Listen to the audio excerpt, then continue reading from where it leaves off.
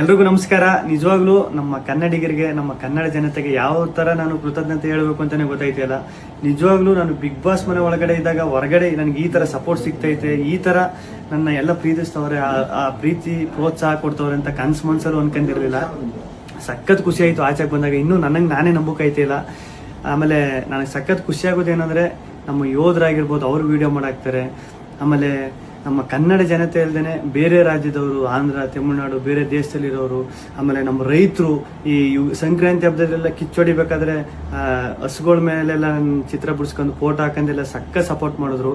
ಆಮೇಲೆ ನಮ್ಮ auto drivers stickers ಎಲ್ಲ ಹಾಕೊಂಡು, ಆಮೇಲೆ ಪಾಪ ಈ ಟ್ಯಾಟೋ ಹಾಕೊಂಡು, ಅವ್ರು ಯಾರು ಅಂತಲೇ ಗೊತ್ತಿಲ್ಲ ಪಾಪ, ಟ್ಯಾಟೋ ಎಲ್ಲ ಹಾಕೊಂಡು ಅಷ್ಟೊಂದು ಪ್ರೀತಿ ತೋರಿಸಿದ್ರು. ಒಬ್ರು ಇಬ್ರು ಅಂತ ಹೇಳೋಕ್ಕಾಗೋದಿಲ್ಲ, ಚಿಕ್ಕ ಮಕ್ಕಳಿಂದ ಹಿಡಿದು ದೊಡ್ಡವ್ರವರೆಗೂ ಅಷ್ಟೊಂದು ಪ್ರೀತಿ ಪ್ರೋತ್ಸಾಹ ಕೊಟ್ಟು ಈಗಲೂ ಕೊಡ್ತಾ ಇದ್ದೀರಿ.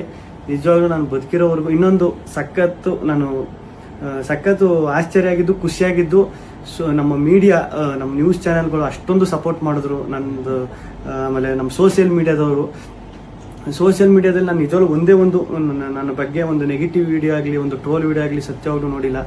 ನಿಮ್ಮ ಪ್ರೀತಿ ಪ್ರೋತ್ಸಾಹ ಎಲ್ಲ ಹಿಂಗೆ ಇರಲಿ, ಕೊನೆವರೆಗೂ ಹಿಂಗೆ ಐತೆ. ನಾನು ಈ ಪ್ರೀತಿ ಪ್ರೋತ್ಸಾಹನ ಕೊನೆವರೆಗೂ ಉಳಿಸ್ಕೊತೀನಿ. ಧನ್ಯವಾದಗಳು.